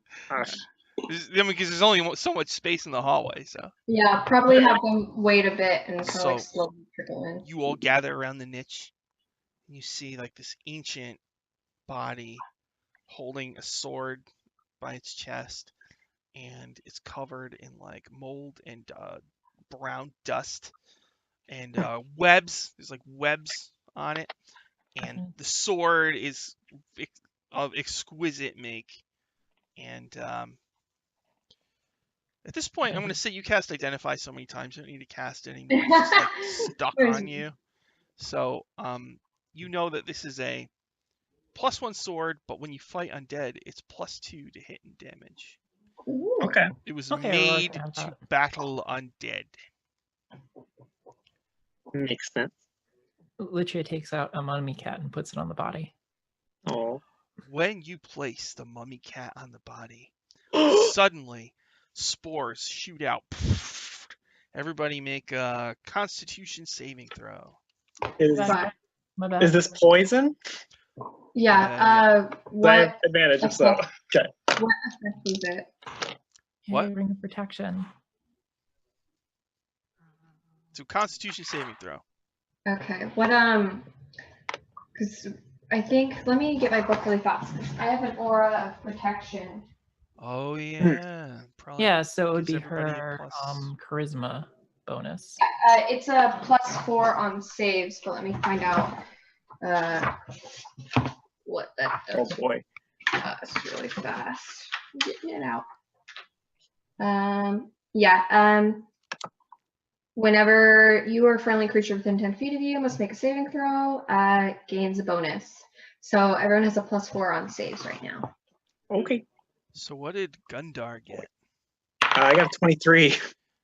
I think you made it. Litria, what'd you get? 17. You made it. What about Aurora? Okay, well, I made 24 without my protection. Oh So, well. So with the protection is 28. These yellow spores, like they were covered in brown dust, but once the spores shoot out, you can see it's like this mold that's yellow. So these yellow mold just spores, but you're all just like, I think you're fine. Let me look. Yeah, I have a great constitution. It just coughs a bit.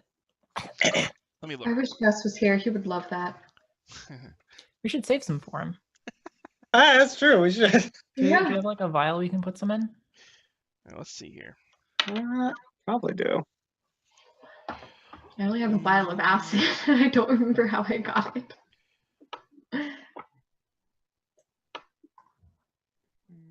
Well, yeah. so it covers you, but you're fine. You keep it out of your nose holes and other orifices, so you're fine. Yeah. Realize Prob- something. Just Probably collect some spores in a vial for Gus. And Oh, pop it in there. I would like to hand Bone Splitter to Aurora, please. Oh, what is this for? I have a Sunlight Sword already. Okay, that's fair. Okay.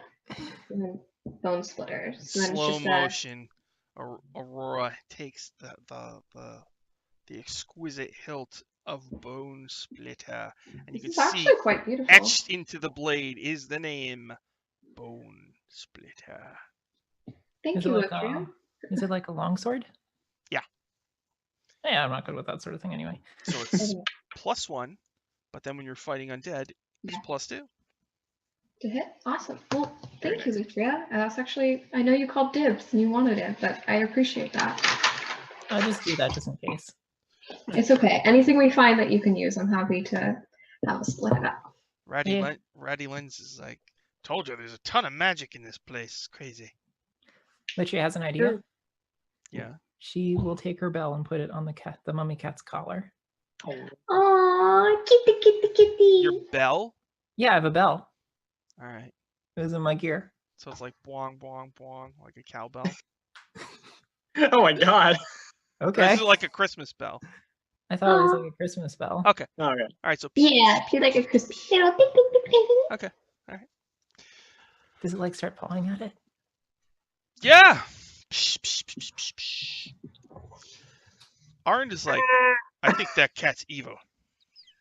It's my cat. Oh, it's just a cute little kitty. It's freaking undead. It didn't choose to be undead. I think Bone Splitter could probably cut it down No. in a single No. blow. No. Okay, No, it's my alright. cat. Look, I'm just happy to be alive. Thank you. Well, we're glad for Praise that. be to Saint Cuthbert. Praise be to Saint Cuthbert. Yay. Yeah. I go down this hall. All Oh right. boy. A large room. This has got a 30-foot tall statue of Neril, a hooded skeleton holding a scythe, and he's got long hair. And lying in front of him is a gleaming magical sword. And to the left, there's a passageway that goes into a circular room, and you can see various colors kind of glowing from there. And to the right is a passageway that leads to some dark, dusty room. Well, I know Lutria likes shiny things and she wants the sword. How do we get that safely? Latria looks up at the statue and says, "You know, I gave you 200 gold before, right?" There is true. no answer. Are we Are you able to okay get with it me? without dying? Are you okay with me taking this sword? Oh, and this statue is sitting on a throne. Oh, that's new. I want to use my rope to tie the statue to the throne. Well, the statue's sitting on the throne, so. Yeah. All right. Okay. Oh, in case he tries to get up. Tries to get up, yeah. Yeah. So wait, are you're gonna go over there and like wrap it around and stuff? Using my mage hand. Ah, use your mage hand. Okay, you tie it. And then I use my mage hand to pick up the sword.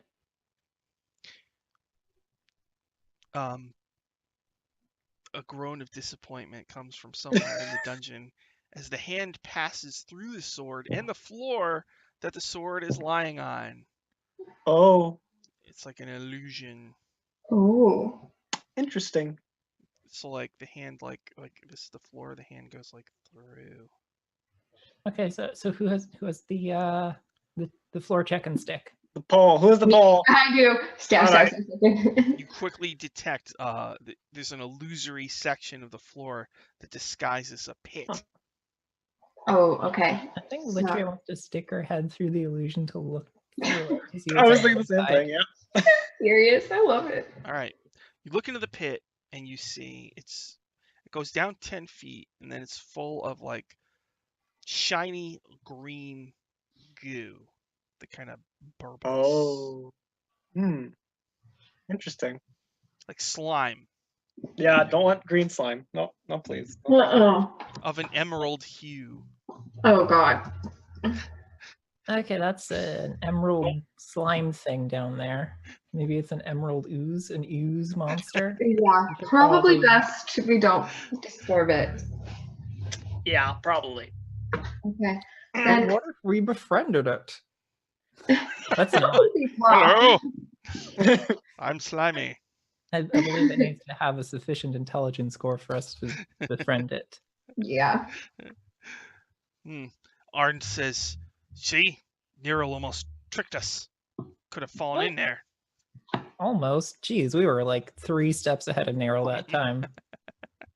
True. True. I retrieved my rope using my Right, mage this hand. is why he's a dead god. Thank you, Yeah. thank you, Saint Cuthbert, for leading me to these brave heroes. So, from here, there is a passageway that leads to a circular room that apparently has different colors glowing in it. And to the right is a dark, musty room that reeks of stale death. Well, that sounds inviting. Let's go in there. Pull out the sword of the magus. Sword of Wow. Like a guitar riff that You're- plays. And Eagle's like, I love that the eagle has the microphone.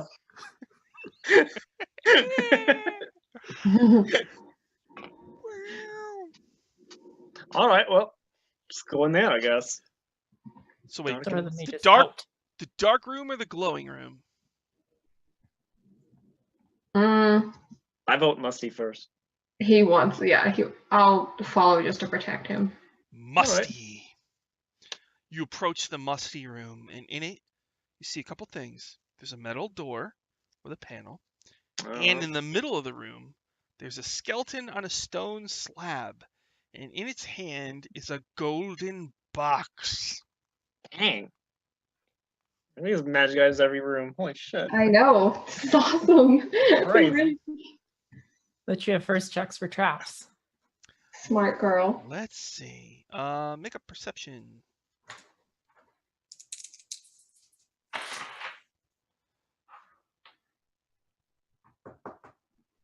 $21. Okay. You're pretty sure there's no traps, and you're pretty sure that box in its hand is a magic item. And your identify is lingering. And you're pretty sure that this is Fenrir's Faithful Compass, a magic item that will point in the direction of whatever you desire most. This is what we wanted. Litria, it's for you. Latria stabs the skeleton with her sword as she takes the box. Wow. He's like, like, all right, and then, Yeah. That- yeah. The three things that, so this, I guess you're pretty sure that you just, whatever you desire most, it'll point you in that direction. The three things it specializes in, this is what it says: taverns, whorehouses, All right. and the closest location of treasure. Oh. All right. Well, Litria, when we do get out of here, we have a location to go to, so we could use the compass and get closer than you probably ever have. It's true. Latria looks at the compass to see if to try to figure out what she wants most. Are you all right? Well, roll a d6. I got a 1. Oh, shit. Oh. Boy, The it compass points. explodes. It points like up and out of the dungeon, basically. Yeah. It's to be expected. What do you want, Gundar? I'm gonna hold it to Gundar. Yeah. Oh boy. You don't need to roll. Like, know what you want. So wait, Gundar, do you take it? I'll take it. Yeah. You Points to Latria. exactly. I mean, it's up to Gundar, but that's kind of the default, unless Gundar says differently. Either that or something that's a lot less physical, which I don't know if the compass would actually point to, which is a way to get out of his contract with devils. So You can't help but notice this pointing right at Litria. So Looks at the compass and then like turns around and looks at the wall that behind her and like goes that direction. wow, there must be something really cool over there. Cool. She takes back the compass and Probably like, where the treasure is. all right, Yeah. we're almost out of time, but I just want to see where you're going to go next. Do you want to go to that glowing room, or do you want to go through this metal door? Sure. Glowing room. We should probably check the glowing room first. Yeah. oh, let's check the glowing room. Glowing room. All right, so you go back over, you avoid your green slime pit, and you come to a circular room, and in the room are 3 pools of colored water. One is black, one is purple, and one is red. Oh, the purple. I mean, each of them, like, kind of radiates magic. Ooh. Energy. Can't help but notice we have 3 hirelings. Yeah. That we do. Calm down. We should probably stop there. Yeah, I'll probably stop. Okay. So, yeah, all right. Thank you everybody for watching. Let's do some plugs real quick. Kiki, got any plugs? Well, you can find me all over the internet. You should probably follow me on Twitter because I am including this game in 5 games right now. So following me on Twitter at twitter.com/KikiVio is the easiest way to find me right now. All right. What about Dylan? Hi. So tonight at 7 p.m. Eastern Time on the D&D channel and on Sean's channel, Power Square RPG, we're going to be doing Waffle Talk, where we talk about Dice Camera Action, which is a D&D show DM'd by Chris Perkins. And Tuesday's episode was very interesting, so we'll see. And then Saturday on Sean's channel, Power Square RPG, at 3 p.m. Eastern Time, I'm in Waterdeep Dragon Heist, where we're starting Chapter 3. We just became the Troll Slayers of Troll Skull Alley. So yeah, it's exciting. Join us. Chloe. You can find me on Twitter at Chloe_Fairy1 and also on Sean's channel, Power Square RPG. You can catch me this Sunday at 5 p.m. or 5:30 p.m. Central Standard Time with my lovely Dungeon Academy girls. We've had to take a break recently just due to like the craziness of everything going on. But we're hopefully going to get that started up soon. So catch us there. And yeah, tonight, Waffle Talk, 7 p.m. Eastern on the D&D channel and my channel, Power Score RPG. And don't forget, everybody, Greyhawk channel's got a bajillion awesome shows. I believe tonight at 8 p.m. Eastern, they have one with Anna B. Meyer, who like worked on Greyhawk way back when, so you want to check that out. And then Mondays they have Orchard, which I play on, which is a great show run by Pro Restarter. And Wednesdays usually we do More Than Kindness Path of the Plains, and I'm Odos on that show. But we're taking a few weeks off because Shane is really busy. And don't forget, everybody, also that the Greyhawk channel has a Patreon, and you can jump in there, and they're doing a monthly game with patrons. And I asked to be a guest star because I just want to see what that's like, So if you want to play with me, well, there's your trial hole. It's going to be so exciting. Thanks, everybody, for watching, and we will see you next week. Thank you very much. Goodbye. Bye. Hit the button.